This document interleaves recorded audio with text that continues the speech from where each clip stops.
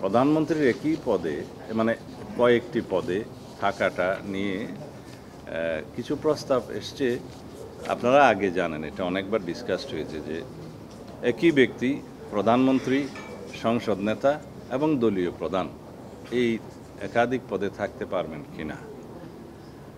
বিস্তারিত আলোচনা শেষে অধিকাংশের মধ্যে একটা মতামত এসছে যে প্রধানমন্ত্রী এবং তার সাথে সংসদ নেতার ভূমিকাটা প্রায় অঙ্গাঙ্গিভাবে জড়িত। এই দুই ক্ষেত্রে একত্রে প্রধানমন্ত্রী এবং প্রধানমন্ত্রী লিডার অব দি হাউস থাকতে কোনো অসুবিধা নেই। এক্ষেত্রে মোটামুটি যেটা আমি কনসেনসাস দেখেছি যে প্রায় সকলেই একমত।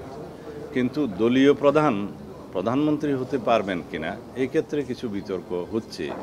তা আমাদের দলের অবস্থান, আমরা যৌক্তিকভাবে লিখিত প্রস্তাবও আগে জমা দিয়েছিলাম আমাদের দলের পক্ষ থেকে, এবং প্রথম পর্ব এবং দ্বিতীয় পর্বের আলোচনা তো আমরা সেই একই যুক্তিগুলো দিয়েছি। তার মধ্যে আপনাদের মাধ্যমে জাতিকে জানানোর জন্য কয়েকটি যুক্তি আমি আপনাদের মাধ্যমে উপস্থাপন করতে চাই। পৃথিবীর গণতন্ত্রের সূতিকাগার হিসাবে আমরা যুক্তরাজ্যের উদাহরণটা দিয়ে থাকি। সেখানেও দলীয় প্রধান এবং প্রধানমন্ত্রী একই ব্যক্তি হয়ে থাকেন।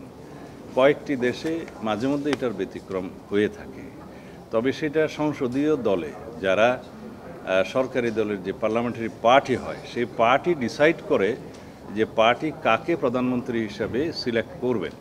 সেটা কোনো ইলেকশন প্রসিডিওর নয়। যারা মেজরিটি পার্টি হয় পার্লামেন্টে অথবা জোট হয়, তারা পার্লামেন্টারি পার্টি ফর্ম করে তারা ডিসাইড করে কোন ব্যক্তি প্রধানমন্ত্রী হবেন। মাঠের অলরাউন্ডার আমি, আর ঘরের allrounder Tylox. Tylox toilet cleaner, clean মানেই টাইলক্স। এখন সেই ব্যক্তি যদি কোনো একটা দলের প্রধান হন, সেই ক্ষেত্রে তাকে এটা অযোগ্য ঘোষণা করা হয় না বা অযোগ্যতা থাকে না। কারণ এটা একটা ডেমোক্রেটিক প্র্যাকটিস যে ডেমোক্রেসিতে কোনো ব্যক্তি প্রধানমন্ত্রী হলে তাকে অপশন হিসেবে কোনো রাজনৈতিক দলের প্রধানের পদটা ছাড়তে হবে, এরকম কোনো প্র্যাকটিসটা সাধারণত দেখা যায় না। দুই একটা ক্ষেত্রে এক্সেপশন থাকতে পারে, কারণ এটা একটা তার ডেমোক্রেটিক রাইট যে দলীয় প্রধান হওয়ার কারণেই কি তাকে প্রধানমন্ত্রীর পদে যোগ্যতা ঘোষণা করা হচ্ছে, এরকম একটা প্রশ্ন আসতে পারে। আর দলীয় প্রধান যে সবসময় প্রধানমন্ত্রীর পদ অলঙ্কৃত করবেন এমন তো কথা নয়। পার্লামেন্টারি পার্টিতে ডিসাইড হবেন কোন এমপি প্রধানমন্ত্রী হবেন, কিন্তু অপশনটা থাকা ভালো, তার ডেমোক্রেটিক রাইটটা যাতে ক্ষুণ্ণ না হয়। যে ব্যক্তি দলীয় প্রধান হন তার যাতে রাইটটা অক্ষুণ্ণ থাকে যে তিনি ইচ্ছা করলে প্রধানমন্ত্রীত্ব পদ নিতে পারেন। সেই জন্য আমরা বলেছি যে এটা ওপেন থাকা ভালো, যে দলীয় প্রধান ইচ্ছা করলে প্রধানমন্ত্রীত্ব নিতে পারেন যদি পার্লামেন্টারি পার্টিতে ডিসাইড হয়।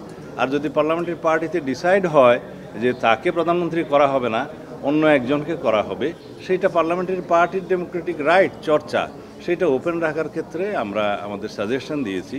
এবং পৃথিবীর বিভিন্ন দেশের উদাহরণ টেনে আমরা বলেছি যে যেহেতু দলীয় প্রধানমন্ত্রিত্ব হওয়ার ক্ষেত্রে কোনো যোগ্যতা হতে পারে না, সেই জন্য এই অপশনটা থাকা উচিত, তার ডেমোক্রেটিক রাইটটা অক্ষুণ্ণ থাকা উচিত যে দলীয় প্রধান ইচ্ছা করলে যদি পার্লামেন্টারি পার্টি ডিসাইড করে তিনি প্রধানমন্ত্রী